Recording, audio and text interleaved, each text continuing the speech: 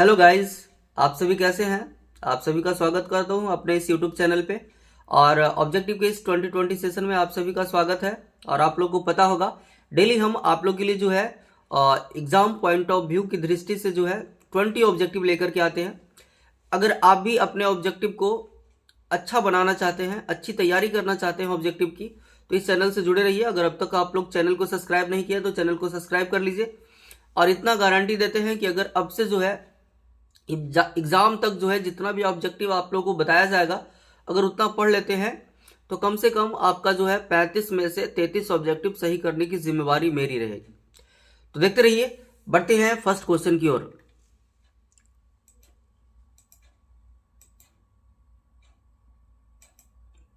सबसे पहला क्वेश्चन है, शाकाहारी कीटों को खाने वाला मेढक होता है। क्या होता है? प्राथमिक उपभोक्ता होता है, द्वितीयक उपभोक्ता होता है, तृतीयक उपभोक्ता होता है, शीर्ष उपभोक्ता होता है। तो आपको बता दें, शाकाहारी कीट यानी कि शाकाहारी को प्राथमिक उपभोक्ता में रखा गया।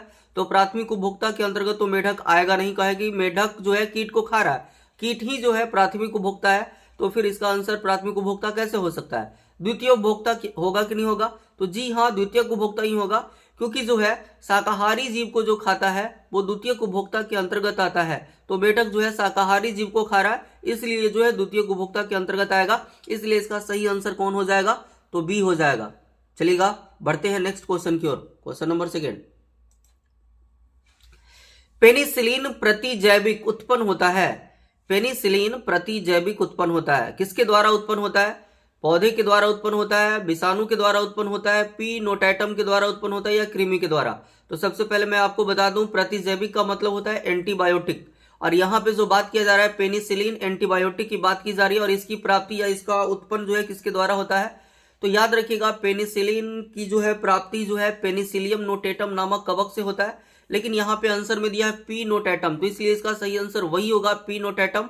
और यह एक कवक है, और उसी से जो है पेनिसिलिन एंटीबायोटिक यानी कि प्रतिजैविक का निर्माण या उत्पन्न होता है। तो इसका सही आंसर पी नोटेटम हो जाएगा, ऑप्शन नंबर सी सही। बढ़ते हैं नेक्स्ट क्वेश्चन की ओर। क्वेश्चन नंबर थर्ड, अपघटक होती हैं। एनिमिलिया एवं मोनेरा होता है, प्रोटिस्टा एवं एनिमिलिया होता है, कवक व पादप होते हैं, जीवाणु व कवक होते हैं। तो आपको बता दें, हम अपघटक कहते किसको हैं? तो वे जीव या वे सूक्ष्म जीव जो मतलब जंतु एवं पादप के मृत शरीर को सड़ाने गलाने का काम करता है। तो कौन करता है आप लोग बता सकते हैं? तो जीवाणु और कवक जो है किसी भी चीज को या किसी भी जीव के शरीर को जो है सड़ाने गलाने का काम करता है। तो इसका सही आंसर डी हो जाएगा, जीवाणु एवं कवक। और यानी कि जीवाणु और कवक जो है अपघटक होते हैं, हमेशा याद रखिएगा, ये बताया भी गया है हमारे ओर से क्लासरूम में। चलिएगा, आगे बढ़ते हैं नेक्स्ट क्वेश्चन की ओर। Question number four. Question number four में बताया जा रहा है, एड्स किसके द्वारा फैलता है? रक्त के आदान प्रदान से फैलता है, अपरा से आदान प्रदान से फैलता है, या लैंगिक संभोग से फैलता है, या उपयुक्त सभी? तो जी हाँ, रक्त के आदान प्रदान से भी। अगर कोई जो है एड्स से संक्रमित है, किसी को ब्लड डोनेट करता है, तो वो भी एड्स से संक्रमित हो जाएगा। अगर माँ जो है अगर एड्स से संक्रमित है, तो बताया जाता है कि उसके गर्भ में पल रहा जो संतान है या भ्रूण है, अपरा के द्वारा उस संतान में भी चला जाता है। लैंगिक संभोग के द्वारा भी जो है एड्स फैलता है, यानी कि तीनों के द्वारा एड्स फैलता है। इसलिए इसका सही आंसर डी हो जाएगा।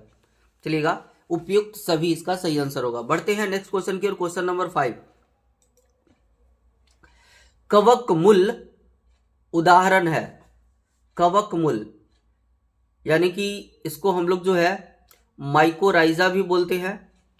अब माइकोराइजा जो है बताया जाता है कि किसका उदाहरण है, तो आप लोग को पता होना चाहिए। एक मिनट,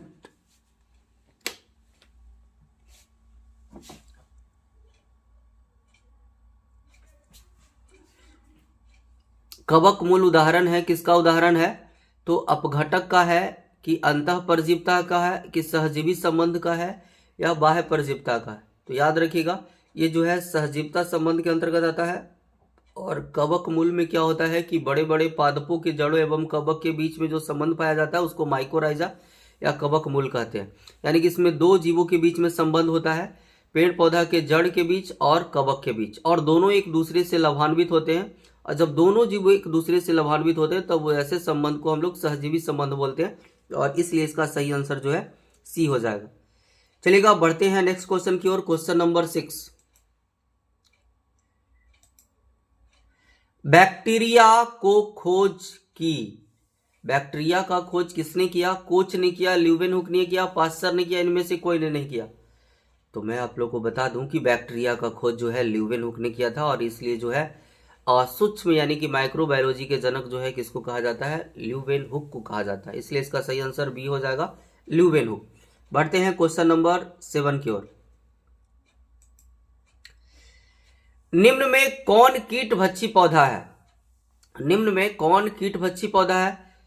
डॉसेरा या ड्रॉसेरा होगा, या नेपेंथिस होगा, और ए और बी दोनों होगा, या जीवधारी या मीटर होगा। तो आपको हम बता दें, ड्रॉसेरा और नेपेंथिस जो है दोनों जो है एक कीटभक्षी पौधा है, यानी कि छोटे छोटे ये कीट को, यानी कि ये मांसाहारी पौधा है, समझ लीजिए, यानी कि छोटे छोटे कीट को खाते हैं, और इसलिए इसका सही आंसर जो है सी होगा। ए और बी दोनों इसका सही आंसर होगा। बढ़ते हैं नेक्स्ट क्वेश्चन की ओर। क्वेश्चन नंबर 8, मॉर्फिन तथा अफीम किससे प्राप्त किया जाता है? मॉर्फिन तथा अफीम किससे प्राप्त किया जाता है? क्या लिखा हुआ है? कजानस काजन के द्वारा, या कानाबिस सेटाइवा के द्वारा, पापावर सेमनीफेरम के द्वारा, या राउलफिलिया सटीना के द्वारा। नाम तो बड़ा अजीब अजीब दिया है, लेकिन ये जो है आप लोग को क्लासरूम में पढ़ाया गया होगा। अगर नहीं पढ़ाया गया तो सुन लीजिए। मॉर्फिन या अफीम की प्राप्ति एक पौधे से होती है जिसका नाम है पैपावर। यहाँ पे जो है पापावर लिख दिया है, ऐसे होता है पैपावर सोमनीफेरम, यहाँ फरम लिखा है, कोई बात नहीं। पैपावर सोमनीफेरम नामक पादप से जो है मॉर्फिन तथा अफीम की प्राप्ति किया जाता है। तो इसका सही आंसर जो है सी हो जाएगा। तो याद रखिएगा, पैपावर सोमनीफेरम से जो है मॉर्फिन और अफीम की प्राप्ति होती है। बढ़ते हैं नेक्स्ट क्वेश्चन की ओर। क्वेश्चन नंबर 9, कीटभक्षी पौधे कीटों को खाते हैं। अभी कीटभक्षी पौधे ड्रोसेरा और नेपेंथिस बताया गया आप लोगों को, वो कीटभक्षी पौधा था। और कीटभक्षी पौधे जो है कीटों को खाते हैं। मांस के लिए खाते हैं, ऑक्सीजन के लिए खाते हैं, खनिजों के लिए खाते हैं, या नाइट्रोजन के लिए खाते हैं? बताइए आखिर। तो हम आप लोग को बता दें कि कीटभक्षी पौधा जो है कीटों को खाते हैं क्योंकि उसकी नाइट्रोजन की आवश्यकता होती है, और वो नाइट्रोजन जो है जमीन से नहीं बल्कि जो है जीवों से प्राप्त करता है। जी हाँ, वो जीवों के इसलिए खाता है ताकि उसको जो है नाइट्रोजन की प्राप्ति हो सके। तो इसका सही आंसर जो है डी हो जाएगा, ऑप्शन नंबर डी सही आंसर होगा। बढ़ते हैं नेक्स्ट क्वेश्चन की ओर। क्वेश्चन नंबर 10, पौधे जो चट्टान पर उगते हैं कहलाते हैं। चट्टान के ऊपर जो उग जाते हैं उसको क्या कहते हैं? ऑक्सेलोफाइट कहते हैं, या लिथोफाइट कहते हैं, या एरियोफाइट कहते हैं, या हेलोफाइट कहते हैं? तो आप लोग बताइए इसका सही आंसर क्या होगा। तो याद रखिएगा, जो चट्टानों के ऊपर जो पौधे उग जाते हैं उनको जो है लिथोफाइट कहा जाता है। क्या कहते हैं? लिथोफाइट। चट्टानों के ऊपर उगने वाले पादपों को या पौधों को जो है हम लोग लिथोफाइट के नाम से जानते हैं। तो इसका सही आंसर बी हो जाएगा।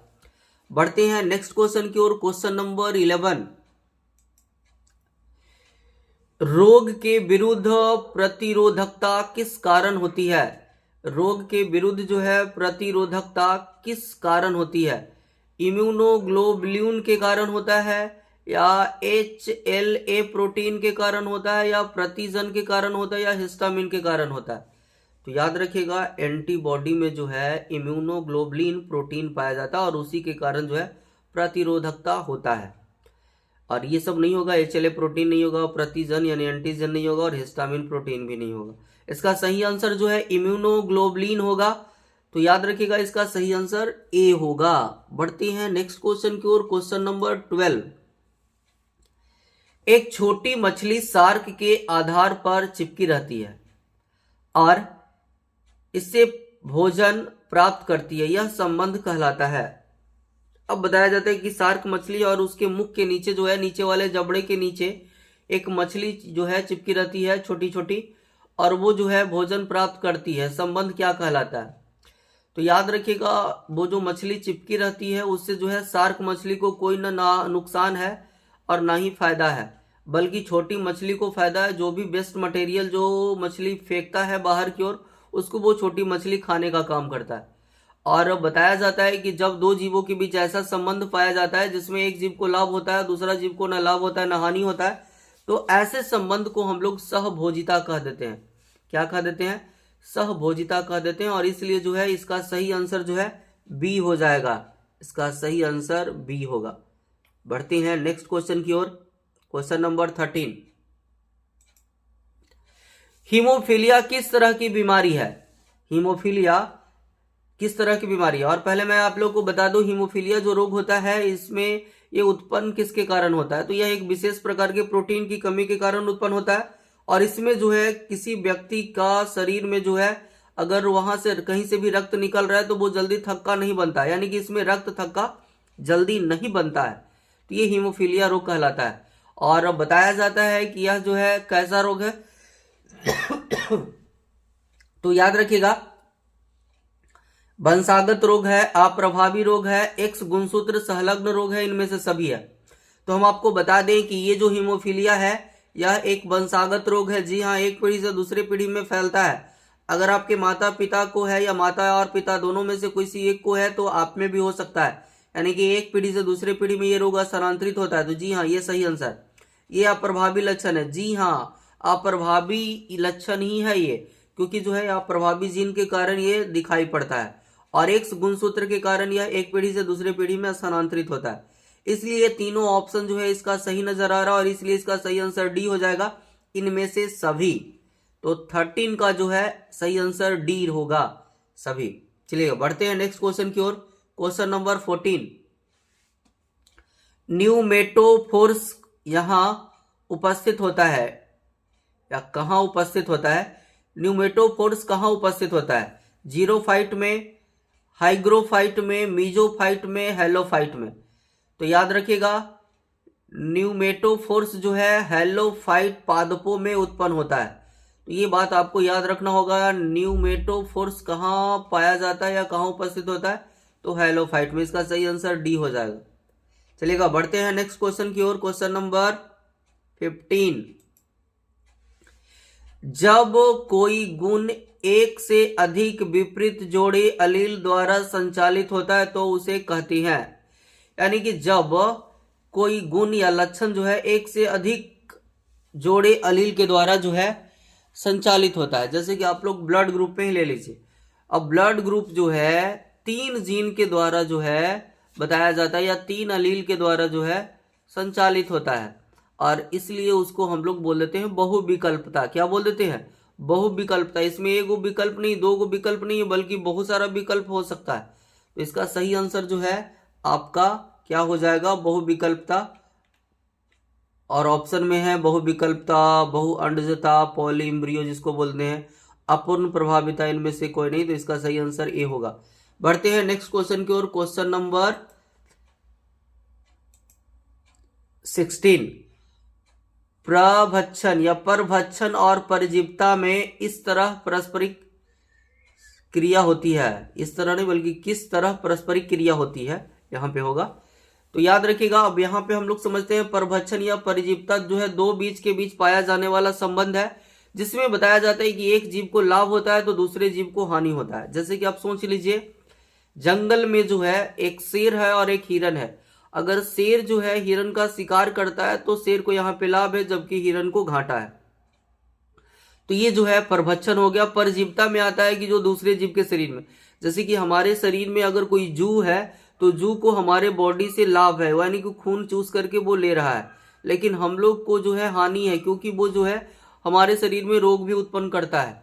तो याद रखिएगा, कहने का मतलब है कि परभक्षण और परजीवता में जो है 2 जीव के बीच संबंध तो पाया जाता है, लेकिन एक जीव को लाभ होता है तो दूसरे जीव को हानि होता है।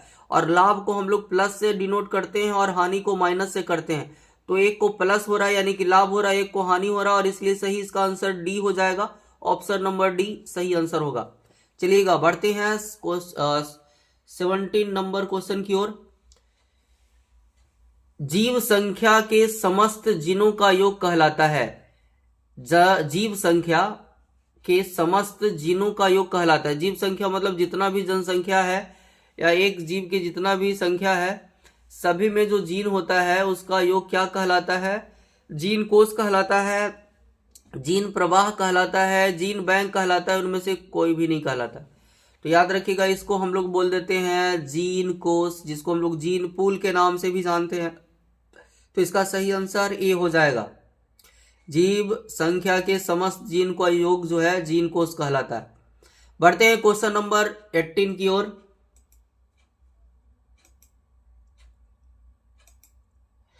पृथ्वी के निकट वायुमंडल का क्षेत्र कहलाता है।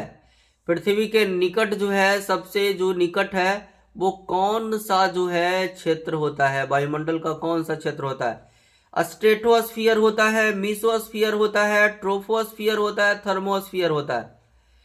तो बताइए आप लोग, पृथ्वी के सबसे नजदीक। इसके लिए जो है अगले क्लास में हम एक ट्रिक भी बताने वाले हैं, अगले नेक्स्ट वीडियो में हम बताएंगे जब अगला ऑब्जेक्टिव लेकर के आएंगे। तब तक जो है इसका सिर्फ आंसर जानिए कि पृथ्वी के सबसे निकट जो है ट्रोपोस्फीयर पाया जाता है। जो सबसे निकट का जो क्षेत्र होता है वो ट्रोपोस्फीयर कहलाता है।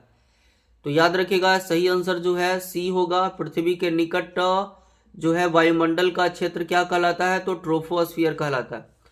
और अगले क्लास में जो है, यानी कि अगले नेक्स्ट वीडियो में जो है ऑब्जेक्टिव वाले सेशन में जो है आप लोग के लिए जो है ये जो है मतलब पृथ्वी के जो चारों ओर जो वायुमंडल का जो लेयर होता है उस लेयर के लिए हम एक ट्रिक लेकर के आएंगे। तो अभी बस याद रखिएगा इसका आंसर। बढ़ते हैं क्वेश्चन नंबर 19 की ओर। लैमार्कवाद का संबंध है। लैमार्कवाद का संबंध है उपयोग एवं अनुपयोग से, उपार्जित लक्षणों की वंशागति से, ए और बी दोनों और इनमें से कोई नहीं। तो ये जो लिखा हुआ है उपयोग एवं अनुपयोग, ये लैमार्क के द्वारा दिया गया सिद्धांत है। उपार्जित लक्षणों का वंशागति, ये भी जो है लैमार्क का एक सिद्धांत है।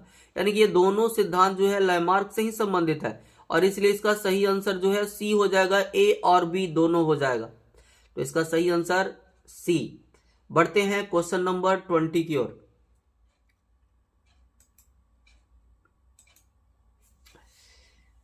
किसी परिवार की अनेक पीढ़ियों के लक्षण का विश्लेषण कहलाता है। तो इसके लिए हम एक डिफिनीशन ही लिखवाते हैं। जब किसी जो है विशेष व्यक्ति के विशेष लक्षण को पीढ़ी दर पीढ़ी जब अध्ययन किया जाता है तब इसको हम लोग वंशावली विश्लेषण कहते हैं। यानी कि ये तो आपका जो है क्वेश्चन में ही डिफिनीशन डाल दिया गया है, और सिर्फ जो है आपको पूछा जा रहा है ये डिफिनीशन है किसका? किसी परिवार की अनेक पीढ़ियों के लक्षणों को जो है जब विश्लेषण का मतलब अध्ययन किया जाता है तो क्या कहलाता है? वंशावली विश्लेषण। यानी कि वंशावली मतलब कई वंशों का विश्लेषण किया गया। तो याद रखिएगा, वंशावली विश्लेषण ही कहते हैं। मेंडल विश्लेषण ये तो होगा नहीं, पनेट विश्लेषण ये भी नहीं होगा, इनमें से कोई नहीं, ये तो होगा ही नहीं। तो इसका सही आंसर जो है वंशावली विश्लेषण हो जाएगा, यानी कि ऑप्शन नंबर ए सही। तो दोस्तों, चैनल को सब्सक्राइब कर दें प्लीज, और अगर अभी तक जो है आप वीडियो को लाइक नहीं किए हैं तो लाइक कर दीजिए। आप लोग का तो फर्ज बनता है कम से कम वीडियो लाइक करने के लिए। अगर लाइक नहीं करते हैं तो जो है बड़ा दिक्कत है, क्योंकि जो है आप लोग को हम बोले ही हैं जल्द ही जो है 50-50 सेशन की शुरुआत करने वाले हैं, और अभी जो है 20 ऑब्जेक्टिव से ही संतुष्ट रहिए। जल्द ही आप लोग के लिए और बहुत सारा ऑब्जेक्टिव लेकर के आएंगे। तब तक के लिए बस इतना ही, फिर मिलते हैं नेक्स्ट वीडियो में।